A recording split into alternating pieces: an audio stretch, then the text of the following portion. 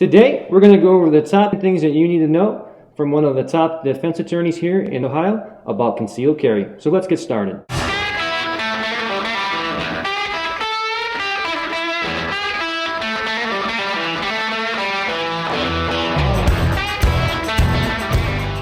What's up, America? Neil here with Geauga Firearms Academy. Thanks for watching. Today, I'm very honored to have a very distinguished guest with me, Ian Friedman. He's one of the top defense attorneys in Ohio. And today he's going to be talking to us about very important things that you need to know as a concealed carry person. Ian has a lot of experience with his firm with concealed carry issues and other firearm situations. So Ian, thank you so much for coming today. Thanks, I really appreciate it. No, I appreciate it. Thank you. And for the viewers, Ian, why don't you tell us a little about yourself and your firm? Sure. So I've been practicing. Our office is in Cleveland for the last 20 years. We've got another office down in North Carolina. Our practice is really all over the state of Ohio. We are focused on criminal matters with federal and state matters. When it comes to firearms, we've really been very involved in those really since the beginning. I'm a big Second Amendment guy. I believe that firearm owners should be protected, and I'm glad that you're having me out here today because with being an owner of a firearm and someone who has a concealed permit, I always suggest to those people that they now have a greater responsibility. They really need to understand the law because I don't want viewers to come and visit. There's no need for it. There are enough criminals out there to keep the firm going. But responsible gun owners who make a mistake, I'm always upset when they end up in our office. And I've always felt that if someone who had the license knew some of these answers up front, they would never be in trouble. So that's really why I appreciate you having me here, and hopefully we can stop some people from getting into just some bad situations. Excellent. So, Ian, what are the main issues that people come to see you for? Sure. So people who have permits to carry firearms mostly come to us for, I would say, 5 things. People will come to the office and say, I just got arrested for one of these things. Number 1, they went to a bar, they were at a friend's house, and they got stopped. They had been drinking while having a firearm on them or about their person. That's problem number 1.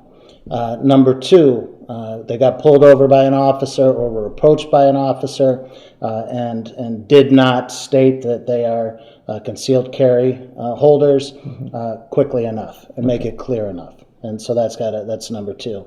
Number 3, unfortunately, people think that it's okay. Usually we see road rage incidents where all of a sudden they'll take their gun and they'll kind of show it like this, to kind of get the person to go away. Or they'll, have a confrontation with someone and they'll kind of pull their shirt or their jacket back to show the gun. Big no-no also. Number 4, surprisingly, when this first happened, I thought, this will be the only time this happens. I've been surprised for a number of years now how many people take their weapon through the airport. Really? The metal detectors through the TSA. Wow. And they don't do it intentionally, of course. Usually what happens is they've packed the bag that they took their stuff to the range in and didn't realize that they left a small firearm in there as well. Number 5 would be going into an establishment where there's a sign posted that you can't bring a weapon in. And a lot of people know that they can't bring that weapon in, but they still do it anyway because it's concealed, and what's the chance of someone seeing it? And that's where we'll get into today kind of what we think you need to do if you're going to carry a lesson, because you get into printing and people being able to see that weapon and so forth. But going past those signs and then finding that you're charged with carrying a concealed weapon and you end up in jail. So those are really kind of the 5 typical ways that someone would end up in my office or another criminal defense lawyer's office. Gotcha. So Ian, as a person that's going to be concealed carrying for the day and they're getting up to do their normal routine and getting ready for the day, is there some advice that you'd like to give them, something that they should be thinking about, some type of game plan perhaps, before they go out through their day? Absolutely. So, Neil, I think that what's important is always keep in mind that you have a greater responsibility once you have gotten that concealed carry permit than you did before. Okay. Period. Okay. You have a greater responsibility. You have to take greater steps to ensure the safety of yourself and others now. Okay. Right. The first thing that I always tell people is, in order to stay out of situations that could get you into hot water, that moment starts with the thinking. The moment you get up in the morning, when you get up in the morning, you have to ask yourself, what am I going to do today? Where am I going to go? Who am I going to see? You need to know, well, I know that I'm going to this store, and I know that they put signs up there. So maybe you go to another store. Gotcha. You know that you're going into a parking lot that you can't, or you've got to pick your kids up at school. These are all the sorts of things that you need to worry about. Sure. The way that you dress, right? Of course. So, do you have to wear a baggy jacket that day? Or if you just have on something, you're going to do sports and you've got on a t-shirt, dress appropriately. If you're going out socially, you have to think about all of these things. Who's going to be in your car? If you're planning on just running into somewhere, these are the sorts of things you have to think about at all times. Right. If you know this afternoon I got to run into so-and-so's house and I've got my kid and their friends in the car, what do I do? Right. Or I know that I've got to drop off an envelope at my insurance agent's office. They have a sign up that says you can't bring a gun in. My kids are going to be out in the car. What do I do? Right. These are the sorts of things that you have to think about. And if you do, I'm telling you, if people thought about it at the start of the day and then adhered to it, 95% of the problems would be eliminated. That's great advice. Yeah, so I just think it's just planning. Really, if you wanted it down to one word, planning. So, a lot of the questions that I get as an instructor a lot are questions that are like, can I go to a bar with my firearm? Right. Yes, you can go to a bar with a firearm if you don't drink. Okay. Period. That's pretty If you drink, you cannot. And people say, the one mistake that people make is they think that the breath alcohol content, the BAC for OVIs, so driving under the influence, they think that also applies to their firearm. So if they're under the .08, then they can have their firearm just like they can drive. No, absolutely not. If you have one sip, you cannot have your gun on you. You cannot have access to your gun while you are drinking. Period. And that's where a lot of people get into trouble. Excellent. Now, to kind of piggyback on that, what about if I want to go purchase alcohol? You can. As long as, but again, greater responsibility means that when you're entering that liquor store, some have signs up, some don't, allowing you to bring a gun or preventing you from it. So it is upon you to look around. And a lot of the store owners, some of them have the big signs that you can easily see. Some don't know any better, and they may just have a little tiny sign up somewhere. Okay. All right. That still, means that you can't come in. Now, you may have a good argument later. Your defense lawyer could go in and say, look, you reasonably didn't see this little tiny sign up there. You may win at the end of the day, but you've already lost because you were charged. You've spent thousands of dollars for a defense lawyer just to get out of it. So, again, look everywhere. Take those extra steps.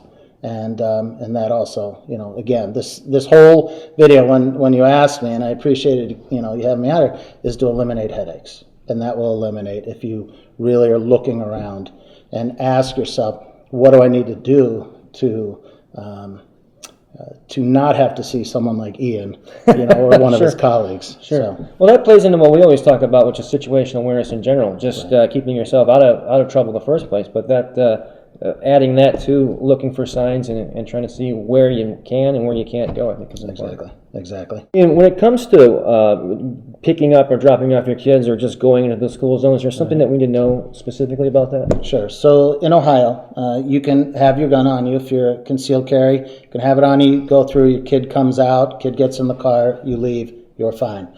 The law, as you know, just changed now because before you couldn't go in the school, leave it locked up. Now you can. Okay. But make sure, these are, again, the extra steps. Think about what does that mean to lock it up. Right. Some people say, well, I'll just be right back. They don't lock their car. And you got kids. Kids like to get into things. Make sure that car is really locked. Make sure that that gun is really locked inside of that locked car. These are the sorts of things, again, situational awareness, as you said. Sure. I think also to kind of piggyback on that, one of the things I always tell students is to make sure, in my opinion, that you should lock it into a actual metal gun box that's cabled to the frame of the car. Because I think of myself, if someone did break into my car for whatever reason and I have to go down and fill out a police report, personally, I'm going to feel much more comfortable saying, hey, I locked it in a steel box that was cabled to the frame of my car rather than, I just left it at my center console. Well, and you bring up a good point, kind of on a broader scale. A lot of people get in trouble when other people take their guns and use them. So someone comes to your house, you know, you have a work person or someone comes in and steals it and you just had it laying out in the open. A civil lawyer is probably going to come and bring a suit against you also for making that an accessible firearm. Your kid goes and grabs that, you know, that firearm. You may be not only in criminal, liable criminally, but also civilly. And that's a whole nother aspect that you have to think about. People, you know, when they come to my office, they're in criminal trouble. But oftentimes that's followed by civil as well. And so that's why a lot of things, and particularly when to use your firearm, when to draw it, which we'll talk about, that will help, you know, the viewers to not only stay out of my office, but also out of a civil court as well. Awesome. Ian, worst case scenario, I mean, the thing that we never want to have to do, but unfortunately that's why we train and do these things, is that someday we may actually have to use our weapon. And in that case, when we do, what do we need to do? What do we need to know? Okay. I think that what's important to know is that it's rarely black and white. Okay. Usually we're dealing in a gray area. And so the best that one can hope is to put themselves in the best situation possible in that gray area, so that when an officer or detective is considering what to do, or the prosecutor's thinking to charge, you're in the best position. But the first thing that you need to do, before somebody breaks into your home, before somebody tries to pull your car door open or hurt one of your loved ones, you have to have gone through that very scenario 1,000 times, Neil, in your mind. What would I do if this happened to me? Because the first time that you have to use your firearm should not be the first time that you've thought about that situation.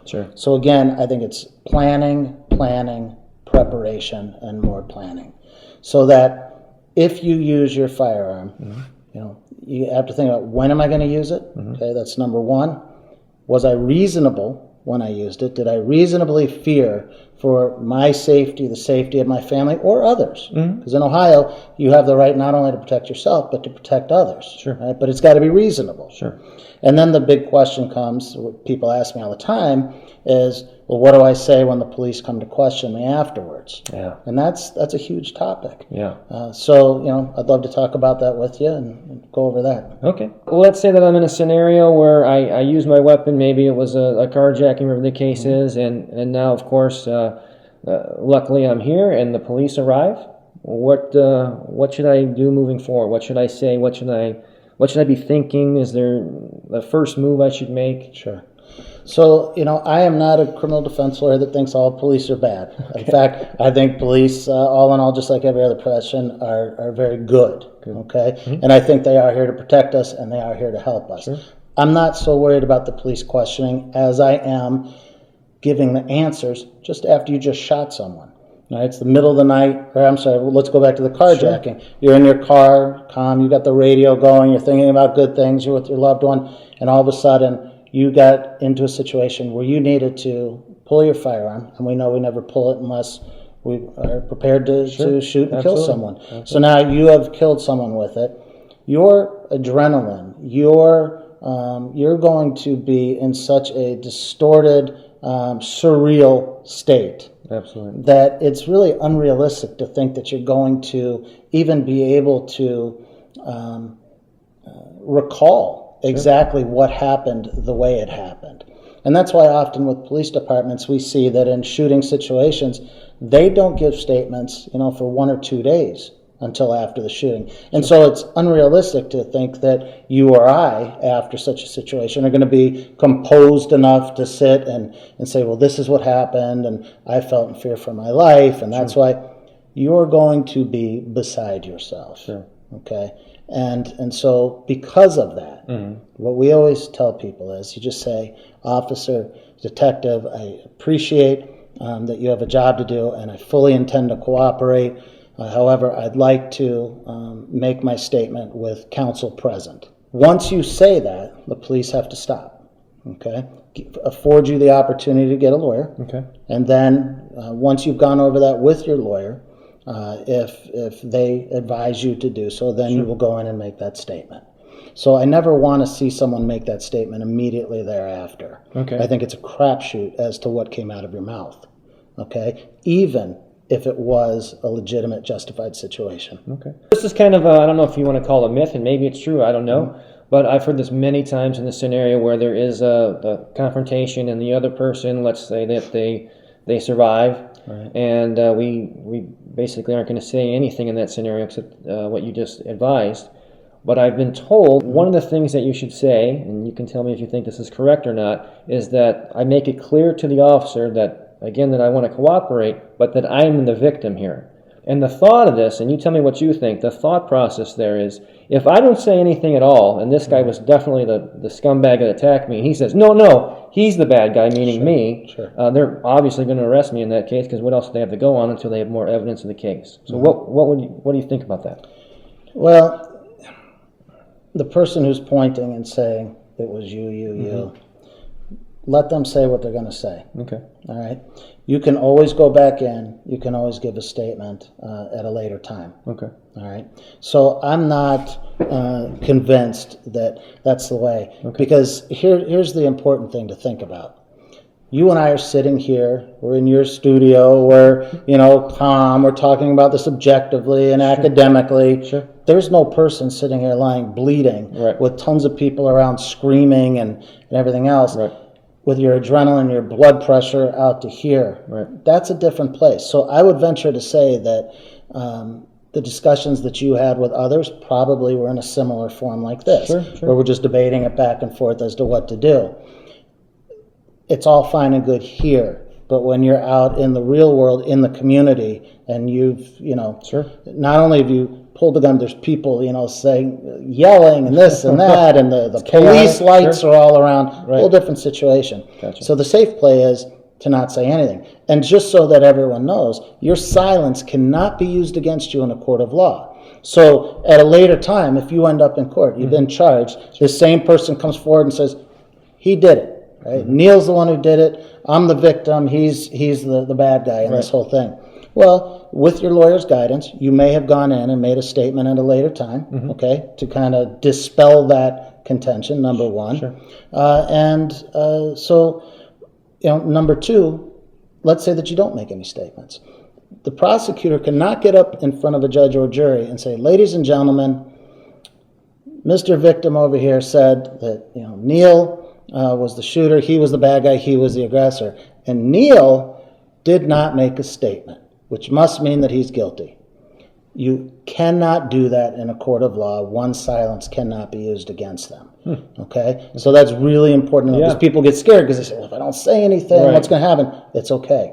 That's what you get a lawyer for. That's good to know. It's very good to know. So, Ian, what about scenarios where there's a home invasion? And I get a lot of questions as an instructor of like, just because someone's in my house, do I have the right automatically to use lethal force? Automatically, no. Okay. All right. The castle doctrine here in Ohio means that we don't have a duty to retreat in our homes, and it extends to our vehicles as well. Okay. But it has to be reasonable. I think the one word that we use in the law all the time is reasonable. It kind of carries through everything. Sure. And it holds true here. Were you reasonable? So sure, if someone comes in the house and they're robbing the house and you see a silhouette in the night and they're coming at you and you shoot, that's likely going to be determined to be a reasonable shooting. Okay. Somebody's in the house, sometimes what we see near college campuses quite a bit are kids who are out drinking at the bars and they kind of are stumbling home and they knock on the door and they come in the house and they go to sleep on the couch. You might get scared to find someone there in the morning sleeping on your couch, okay? But the castle doctrine was not put in place to allow you to go over and grab your gun and shoot them while they're sleeping merely because they're in your house. Gotcha. Right? So this is one of those areas where you really are faced with a tremendous amount of gray area. Okay? Again, someone comes in the house, they aim a firearm at you, you can use deadly force, right? Someone comes in, they steal your property, and you see them as they're running out the house. Sure. Do not shoot them in the back. That doesn't work here in Ohio. Okay. But again, where it comes down to planning, let's extend it now to the vehicle. Somebody comes, and this is one of those things that I'm not going to be able to give an absolute answer right now. Sure. You're in your car, and there's a guy behind you that's, felt you cut him off, and he comes up to your car, and he's banging on the window, and he's threatening you, and he's screaming, I'm going to kill you, but his arms are up and out. Do you have the right to shoot him through that glass because you did feel fear? Well, yeah, sure, you were fearful, but chances are that it's not going to be seen as a justifiable shoot, and you may find yourself in front of 12 people determining whether or not that was reasonable. Now, take that same scenario, and the guy goes and grabs the car door open, and that door is open, and he goes to grab you, now that's a different situation. So this is the sort of planning you need. Because, again, under that adrenaline situation, whether or not you're going to make the right call, again, I always like to say, is a roll of the dice. Sure. So, make sure that you are thinking as clearly as possible because of the preparation and the planning. All right, Ian, so pretty common, you're driving around and you get pulled over, okay? But now, of course, we're CHL, we have our firearm with us, and so what's the best advice you want to give us and our viewers when we get pulled over? What should we start thinking about? What should we start doing? Okay.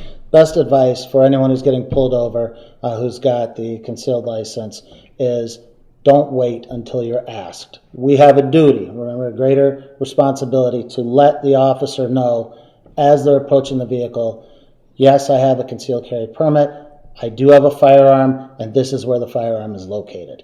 And that should be the very first thing out of your mouth. Okay. So the safest way to do it is hands up on the wheel, license in hand, and your concealed weapons license.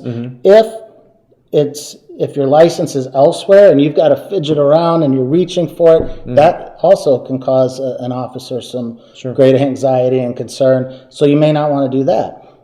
Keep your wallet close. Again, preparation. But if you have your hands up and the officer comes up, first thing I remember said, "Sir, do you realize you were doing 65 and a 55?" Okay? I don't care if you were or you weren't. You say, "I have a concealed permit. I have a handgun. It's on my side to my right. What would you like me to do?" And that, to me, is the most important thing. Okay. We want to empower the police officer because police officers have the worst job. They have to go up time and time again to unknown situations. They don't know who they're coming upon, and all they want to do is make sure they're going home to their family. So I want to make it easy for them, and I want to allow them, by empowering them, to make all the decisions. There is no such thing as a routine traffic stop. I mean, they have no idea, even by your plates, how do I know that you're in the car? You could have been the guy that just killed somebody and you got nothing to lose at this point. So it's a total crapshoot on what's going to happen and what your intentions are. That's right. So, you don't have a duty if you're walking down the street and you're passing a police officer, just saying hi. You don't have to say, "Oh, hi, police officer, have a nice day, and by the way, I have a gun on my side." Okay, you don't have to do that. Okay. All right? But if they do come up to your car, first thing out of your mouth is just tell them. Now, I have seen situations where the people didn't say it fast enough. And they intended to, but what ended up happening was they engaged in conversation with the police officer first. Police officer say, "How are you?" Say, "Oh, I'm good, I'm fine." Conversation would start, and then they would find out that there was a gun in the car, and that's a problem. Okay, so you want to be careful, and you want to make sure that that's the first thing that comes out of your mouth. Okay. An interesting thing also, one of these kind of little side issues that I have seen, if you have more than one car. If you have cars to your business or to your name. So let's say in my household, I've got cars under my name for myself and my wife. Okay. When the police officer pulls over my wife, she does not have a concealed permit. Okay. They're going to run that license plate and see that attached to that license is a concealed holder. And now all of a sudden they're going to say to my wife, "Where's the gun, ma'am? Where's the gun?" And then you know that when I get home, I'm going to get it 10 times worse. So if you have those licenses, the plates, and the car's titled to you, make sure that whoever is driving that vehicle knows to say, "This is, the car's titled to my husband. I don't have a firearm." Right. That's Okay. Right. We want to calm everyone down. We want to assure that police officer that we're not a threat, that they can just give you the ticket and they're going to be able to go home to their family. Sure. So, Ian, if I am involved in a situation where I do have to use my gun or lethal force, what are some other benefits of seeking legal counsel? Sure. So we've talked about how they can guide you into what to say and what not to say and so forth. But going to the lawyer first may prevent you from actually getting charged. And I think it's important to know what happens when someone's charged. Well, let me ask you that. Why is that? Why would that be? What would be an example of that? Of what? Of not being charged because you talked to a lawyer. Like, because the person would say something they shouldn't have? Yeah, because the person may have said something that they shouldn't have. Okay. Today, one of the things that we have to be aware of today that we didn't, even just a couple of years ago, are the body cams. Everything's on video today. So if you're in a bad situation and you're yelling and you're screaming, or you may be using obscenities, that SOB or this guy, that Well, that doesn't look good. Right. Because the way that you have to act at all times, and not just with firearms, but I tell my clients all the time, live your life asking yourself, would I want this said or seen by a jury of 12? Right? Very good. Would you like this repeated in a courtroom? That's how I live. So it's a very paranoid way of living, but it's intended to make sure that it's not repeated in a courtroom. Sure. So I think that the lawyer bringing you in, they're going to see all of the evidence that has been gathered by the detectives. You would not have had that vantage point had you just spoken up front. You've now had the opportunity to decompress, fully assess what happened, get your composure back, Sure. and go in and be heard. So I think within the criminal system, that certainly helps. And what's important, Neil, to realize is when I keep saying the criminal system. Well, it's important for the viewers to know. Sure. If you get charged with a crime, even if it's a misdemeanor, your case is going to take, it's not unusual for it to be longer than 6 months. It could be 6 to 9 months is usually what I say the average case goes. Wow. It could be a lot longer. It's expensive. You've sat in jail. Sure. Right? Sure. If that got any publicity, you're going to lose your job. Even though we're presumed innocent in this country, people respond. Sure. Sure. I know that when people read the newspaper and they see, oh, this person was accused of doing this, this, and that, most people respond by saying, oh, that person they should throw him away and lock, Sure. Throw him away and throw away the key, lock him up and throw away the key. Gotcha. That's just the way it is. So I don't want anyone to be in a lose situation, even if they're ultimately exonerated. And the stress that it takes on you and on your family, it's immeasurable. Yeah. Okay. Sure. So that's the one aspect. But I think the other part to think about is the civil liability. Okay. So you may finish a criminal case, but now you've got to face the civil. Okay. So the best example of that is O.J. Simpson, right? Okay. Everybody remembers the case. Sure. O.J. was acquitted of the criminal case, but then he got hit for a $30 million verdict in the civil case right thereafter based upon the same facts. If the glove don't fit, that's right. That's right. So when we deal in the criminal system, we're dealing with proof beyond a reasonable doubt. That's the highest standard in the land. That's what we see on television and so forth. When we're dealing with the civil standard, now we're talking a preponderance of the evidence. And what that means is it's just a weighing. 51% versus 49. 51% is the winner, 49. Okay? Sure. That's all it takes. And so oftentimes we see lawsuits follow on the tail of a criminal case. Okay. All right. And even in the most clear situation of self-defense, someone comes into your house pointing a gun at you and you shoot back, you kill them, you should probably expect that there's going to be a family member somewhere who's going to come forward and say, Johnny was a good guy, and he was there for me all the time, and now Neil's got to pay because he would have never have used that gun in the house anyway. All right? As crazy as that sounds, you may win the civil case too. But now you're 2 or 3 years down the road. Right. You've spent tens of thousands of dollars on civil lawyers. Maybe you had a home insurance policy. Maybe that covered, maybe it didn't, because a lot of times intentional conduct's not covered. Gotcha. You may have a hard time getting insurance in the future. I mean, it's really a major stressor and chapter that's going to be in your life if you have to use your firearm. So it all comes back to the beginning. Make sure that you go through your day and make sure that you practice shooting. One of the other things that I see, people they go to a gun show, they go to the gun store, they shoot at the range, and they buy their firearm because they hit the target, and so therefore they hit the target and they'll be able to defend themselves if they're put in a hostile situation. Sure. Police officers have to train all the time. Sure. We should too. Absolutely. You're speaking my language. Right. I mean, I'm all about the training. If you think that you're going to be able to go into your purse or into your holster and pull out that gun and it's going to be like TV where you can hit the 8 guys in the chest and it's over and everything's fine, you are wrong. Absolutely. And so it's all about the training. You're responsible. If someone's coming at you and you're shooting them and you shoot 8 bullets and you hit him once, well, remember, there were 7 other bullets that went around. Absolutely. You're responsible for those bullets. Right. And if you hit 2 other people that were bystanders walking, even though you were doing it to defend yourself, you're going to get sued from those people and you're going to have a prosecutor looking at you to determine whether or not you should be charged. Sure.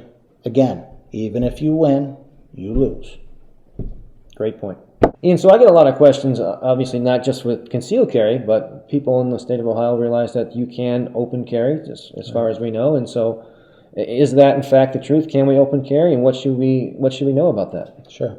So, Neil, you can carry openly in the state of Ohio. Okay. Right. However, what you can do and what you should do sometimes are two different things. Absolutely. And, the reason that I say that is when you are carrying openly, even though you're in full compliance with the law, we have to remember that not all people like guns. In fact, a good number of people hate guns. They're terrified of guns. They don't understand guns. Are you sure? I'm a little positive on that one, yeah. So, they see someone walking around with a gun. Well, today, all we see on television are, instances where people use guns and people are killed and tragedies and crimes all over the place.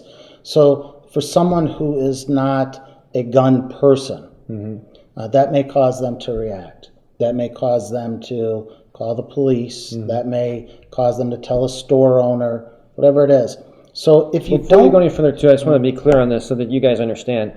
In a scenario like that where someone calls the police, just so that we understand the procedures of law enforcement, that's not a call where someone go, I got better things to do. I'm going to have lunch. That is something that they have to go and check out and investigate and close that out. So that's not an optional thing. If someone calls, they are going to go check that out. Yeah, that would be a high priority call. Absolutely. And so they would get there because all they would have, this is what they would hear from the 911 dispatch. They would say, male with a firearm at the store located at such and such. That's all they're going to have to go on. And again, it gets back to police officer wants to keep everyone safe. That's their duty. And they also want to get home to their family safe. Absolutely. So if there's no reason to even run the risk of putting everyone in kind of an escalated state, then don't do it, which I think is the beauty of concealed carry. Sure. There are a ton of people walking around in the state of Ohio with firearms today, and we don't know it, and everyone's fine with it. Sure. I spoke to an officer one time about walking into a McDonald's. I did have my firearm with me that day, and I thought about going in. I was just getting a coffee, and I thought about just leaving my coat in the car. When I walked inside, the police officer was there, and I asked him. I said, let me ask you just a question, just for my own knowledge. I said, had I walked in just openly showing a firearm, what would you have done? And he kind of looked at me for a second, and he said, it depends. It depends what that person, looks like, what they're wearing, so forth. That's a kind of a scary answer because that's rather, it's very subjective. Sure. And it's subject to interpretation all the time.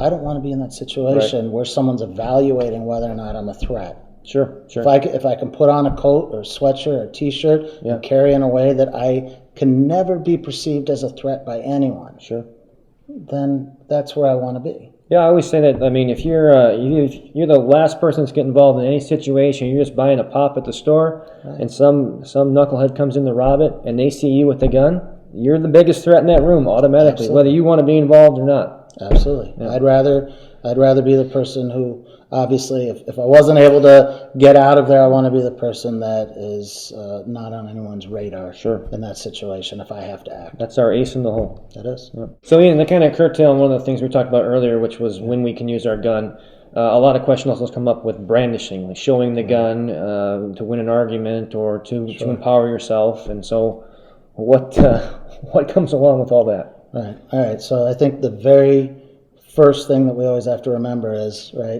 we don't pull our gun unless we're prepared to use it. And that means using lethal force, taking someone's life. Yep. All right. There is no room whatsoever for showing your gun to scare people away. Okay.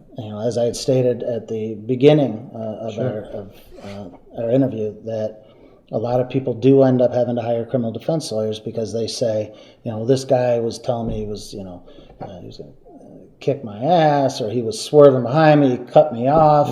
And so what happens is most of the time guys will, if they're in the car and someone's trying to cut them off, and they'll take their gun and they'll kind of go like that to show it's there.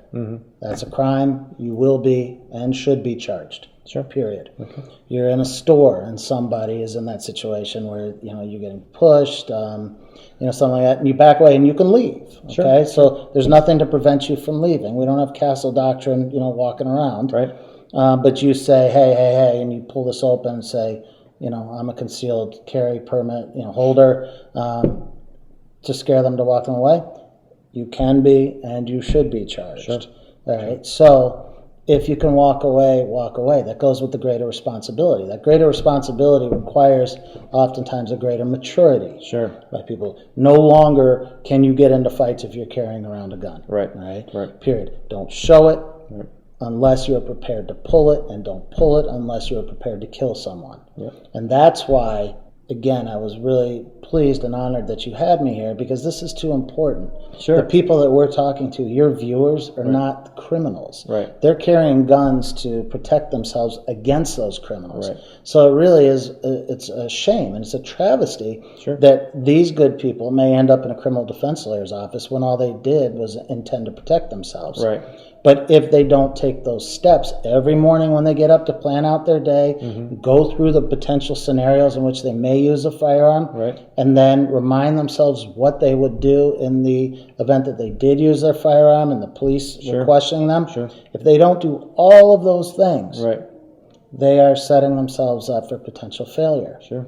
And so it may seem a little overwhelming, I got to do all this. And from when we do classes sometimes Sure. that, usually a third of the people in the class that went to get their concealed permits, after they, hear us talk about this greater responsibility and all the potential legal pitfalls, Right. they say, I don't even want a gun anymore. I'll just keep it at home, end of story. And you know what? I'm glad then. Sure. Because those people might have gotten themselves into some hot water unnecessarily. So, is it overwhelming to have to think about all these things? Maybe the first few times. Sure. But I have to tell you, after a while, it's second nature. Sure. And that's important to know, is don't be intimidated by it. I can pretty much plan out my day, know where I'm going to be, know where I can and cannot within the first 30 seconds of my day anymore. Sure. And that would hold true to anyone who's watching this if they keep practicing and training.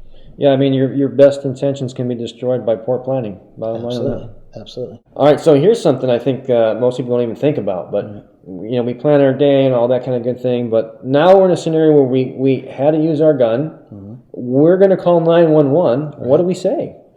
That's a great question, because we've talked about what do you say to the police when they come. Sure. Right? And I've suggested you not do that because, your mind is not going to be in the right place. Right. Well, now this is even a question that's even closer to the shooting time. Sure. So the first thing that you need to remember is that what you say will be introduced in court. 100%. I've never had a murder case where the 911 call didn't come in. Okay? So if you make that call and you say, I shot this guy, and you give all the details, that's going to be considered by the detectives, considered by the prosecutor, and played in court. Okay. So the best thing that you can do is try and gain some composure for a moment, or have someone else call, or what I do oftentimes, if a newspaper calls, something like that, they'll call and they'll say, hey, can I get a statement on this? If I'm caught off guard and I'm just giving a quote to a newspaper, then there should be real concern with, the person who's calling in a 911 call after they just shot and killed someone. Sure. So what I do in those situations is I write down what I would say. And I read that. Okay. Now that's my advice. Some other lawyers may say, no, don't write anything because that may get in and it shows that it was too cold and calculated. The point of it is whether you write it, you don't write it. I don't think there's any right or wrong. Okay. Go easy on the details. What I would say is there was an intruder in my home. I had to defend myself by using a firearm. The person is down. The firearm is in my kitchen on the counter or wherever it is. There are no bullets in it. I've taken the magazine out and I've pulled it and locked back the slide. Make sure that they feel safe coming in. Okay? But don't get on there screaming and swearing and I got them. And I've heard that a lot of times. Sure. Guy comes in, everything's great. Yeah, he broke in my house, and I took my gun and I went and this and that. Everything sounds fine. I say, yeah, that sounds like a pretty clean shoot. Then I listen to the 911 tape. He got what's coming to him, and I got him, and I'm not letting him do this to anybody else. And you're just sitting there and you're shaking your head because that's going to be Exhibit 1 in the courtroom. Right. So just enough to let them know what happened, to put the officers at ease by letting them know that they're safe. And that's it. And then you get counsel. Very good. Okay. I've also had other people in the past, shootings happen, and they've called counsel first. Okay. A lot of people. What do you think about that? Well, I think if you can do that, that's your best way to do it. Really? Yeah, absolutely. Okay. I mean, but quick, right? We don't want the crime scene investigators coming and saying this body's been here for 4 hours. Right. If you know a lawyer and you have them on your cell phone on speed dial and you get them and you say, you call me up, hey Ian, this is what I had to do. You wake me up at 2 a.m. That's fine. I'm gonna get up and by 2:02, I'm calling the police and I'm gonna say, my client Neil, this is what happened.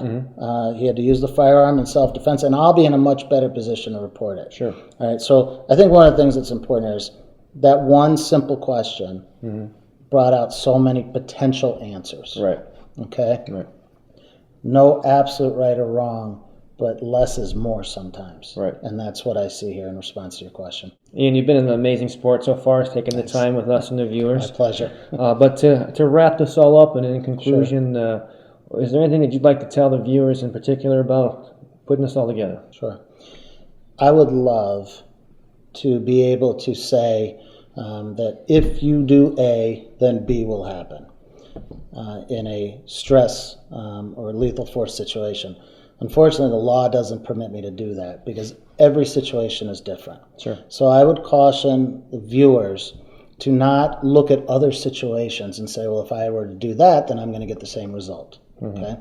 What we know about the law is that it's inconsistent. Okay. Right? Different detectives look at things differently, different prosecutors, different juries. Right. Any veteran lawyer would tell you that they don't know what's going to happen in the courtroom before a jury because we don't even know who the jurors are. Sure.